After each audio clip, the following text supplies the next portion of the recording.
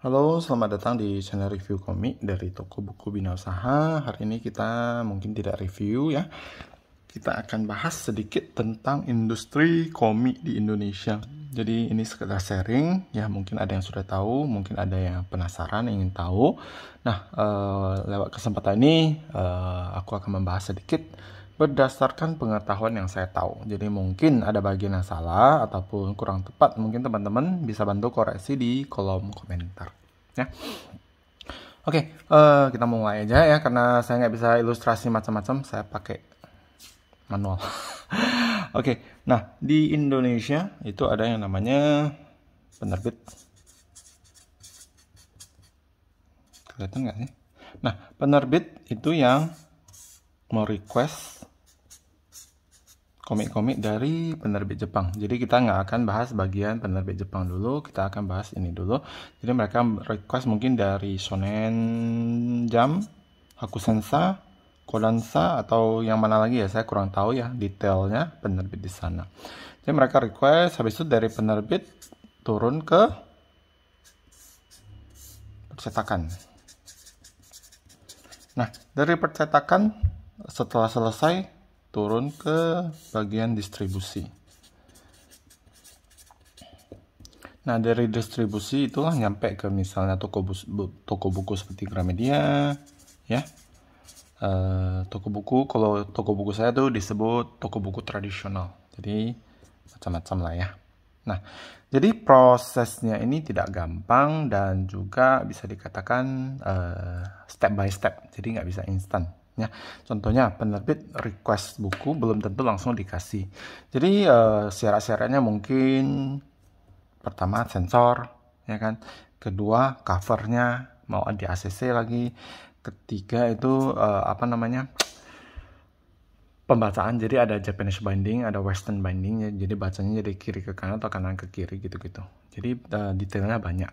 Nah, ada beberapa pengarang komik, mereka tidak mau bukunya disensor, komiknya disensor, ataupun mereka mungkin ada yang request bukunya harus ukuran berapa gitu. Jadi ada macam-macam. Nah, setelah mereka selesai deal, bikin kontrak, ya, pakai kontrak ya, bukannya langsung ambil, pakai kontrak. Nah, dari penerbit, mereka istilahnya namanya translate lah, paling penting. Ya kan, diterjemahkan, terus dicek lagi macam-macam. Nah, dari sini selesai, baru ke percetakan. Nah, dari percetakan selesai ke bagian distribusi. Nah, dari distribusi inilah dibagi-bagi ke kita semua. Nah, selama ini alur ini cukup oke sih menurut saya. Kenapa? Karena ya so far kita juga bisa bertahan begitu lama. Tapi ya di masa pandemi ini dan juga pembajakan yang begitu luas ya, jadinya penjualan komik itu menurun terus. Setiap tahun itu menurun terus. Imbasnya kemana? Yang paling terasa itu di toko buku. Jadi kalau kalian lihat ya, toko buku yang tradisional itu yang pertama, terus ada lagi rental-rental komik. Itu dari tahun ke tahun makin berkurang. Ya kan? Kenapa? Karena pembajakan. Nah, pembajakan ini ya yang bikin orang tidak mau beli buku. Sehingga ada mental bahwa kalau bisa gratis, kenapa harus bayar? Ya kan? Nah, kalau ke kondisi seperti ini ya imbasnya ya kena ke toko buku yang paling besar, penjualan menurun, habis itu distribusi ya, percetakan, penerbit, dan juga bagian penerbit Jepangnya. Kenapa begitu? Karena dengan penjualan menurun, otomatis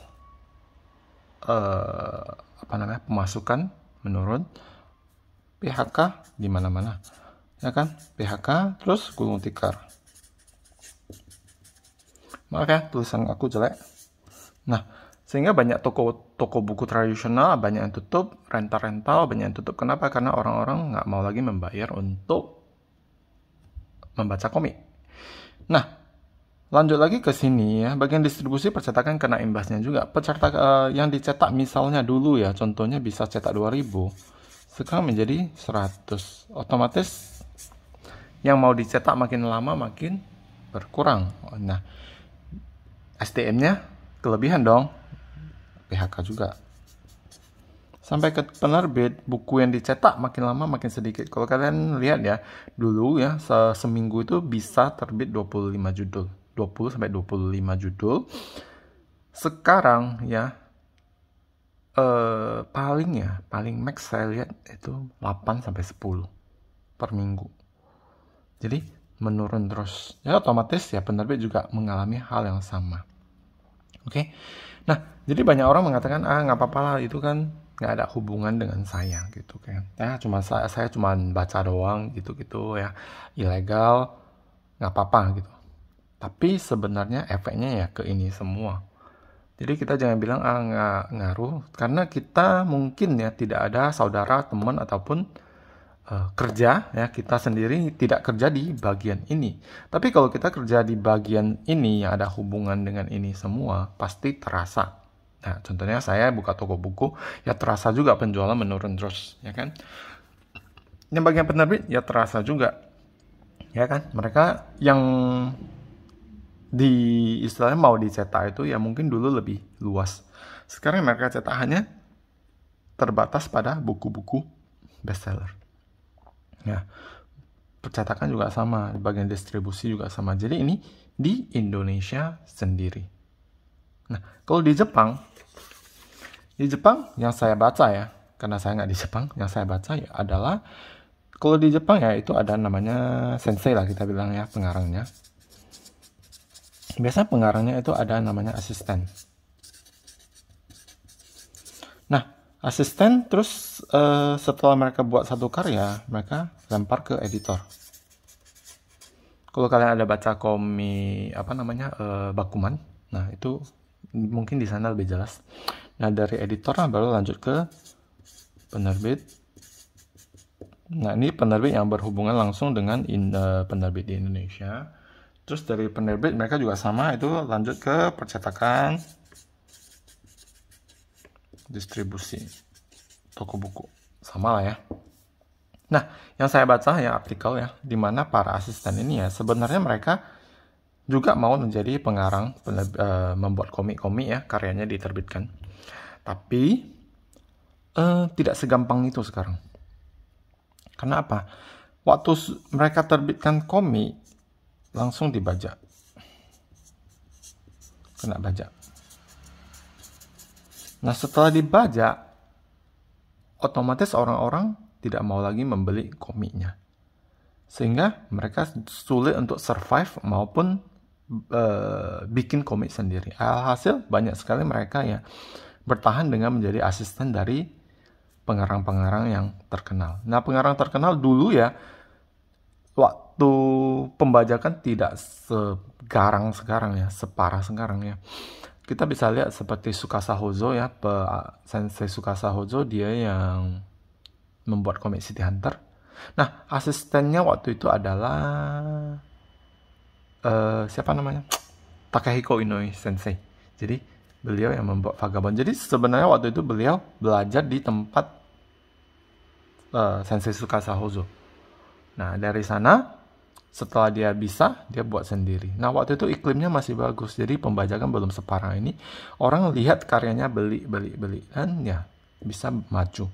Tapi ya pengarang sekarang ya, penerbit pun takut untuk nerbitin. Kenapa? Karena penjualan menurun terus, pembajakan di mana-mana. Jadi kalau mau terbitkan ya komik di Indonesia saja ya, itu harus terbitin 2000 komik per volume ya, baru bisa break even. Jadi saya mau cetak 2000 dan terjual ya, bukan cetak aja, oh ya udah untung, dan terjual, itu baru bisa break even, baru bisa balik modal.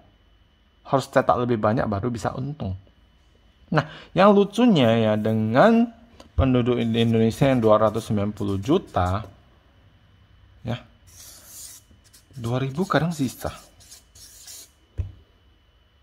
Jadi bukan karena, saya rasa bukan karena kita nggak baca, tapi karena kita tidak beli ataupun kita tidak mendukung industri komik Indonesia.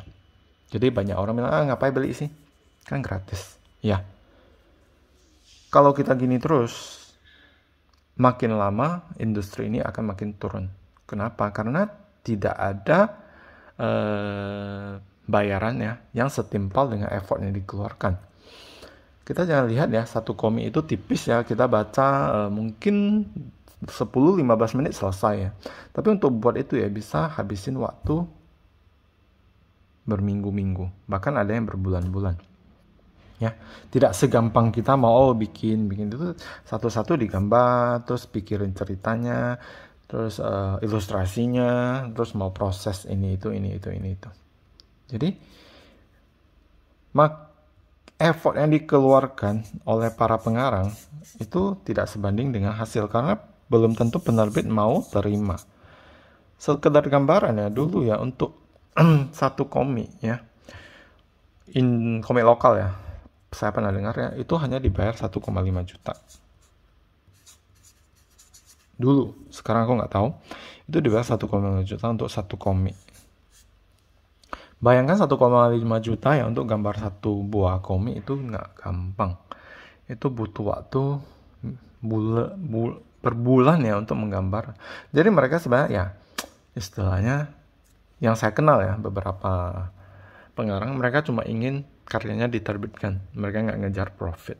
Tapi ya kalau mau jadikan industri ini bagus ya, kedepannya juga makin banyak karya-karya dari komikus Indonesia yang maju, saya rasa kita perlu ya ikut mendukung.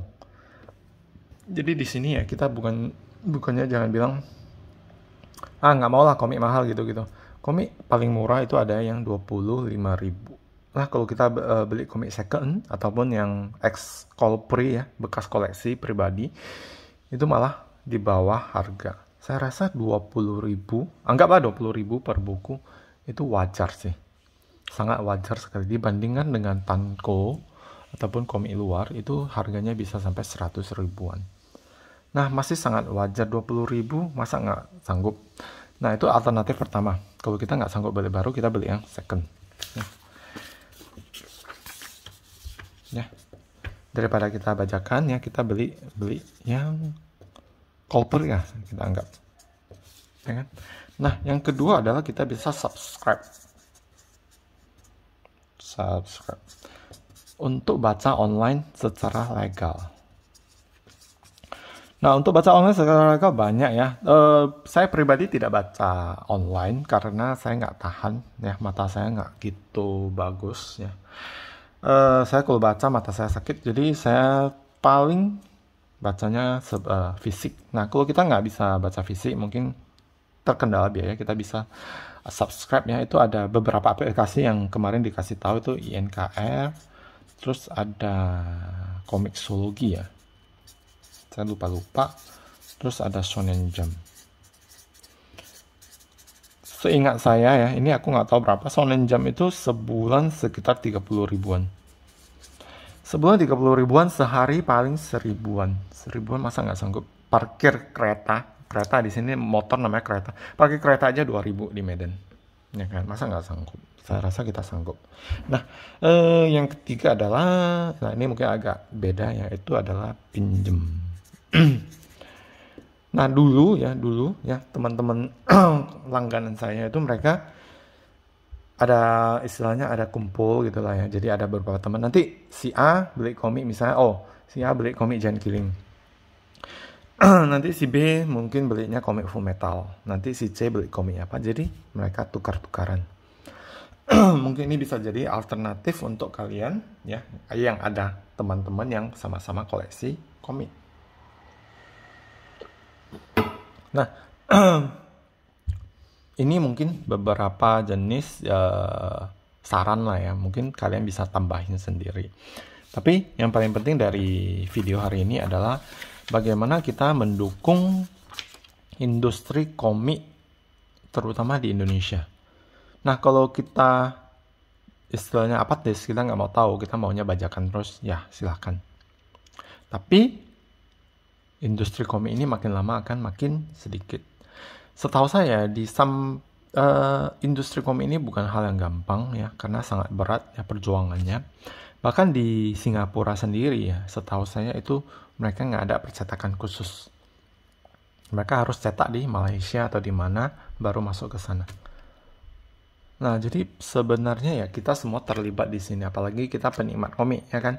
Nah, kalau kita nikmati komik tapi kita tidak respect sama pengarangnya, tidak respect dengan penerbitnya, mereka effort loh itu semua. Mereka kerja mati-matian buat komik yang kita suka. Tapi kita baca, kita nggak bayar. Kompensasi lah istilahnya ke mereka. Mereka istilahnya kerja bakti. Nah, contohnya hari ini misal, kita jangan bilang, nggak apa-apa lah ini, itu. Contohnya hari ini kita yang berada di posisi pengarang ini. Kita gambar ya setengah mati, susah payah. Terus orang baca.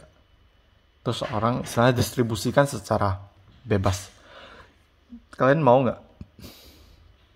Pasti tidak ada yang mau. Maka dari itu ya, rubah pola pandang kita.